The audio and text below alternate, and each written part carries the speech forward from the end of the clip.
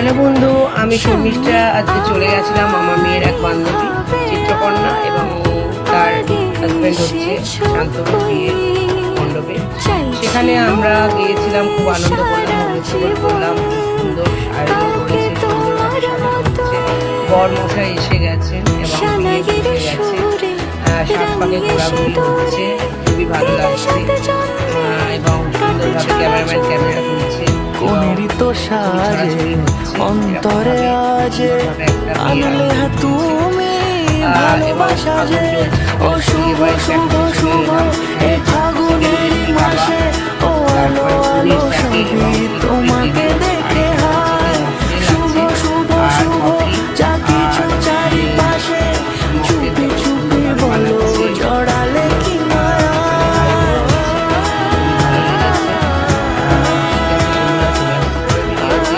By, tata.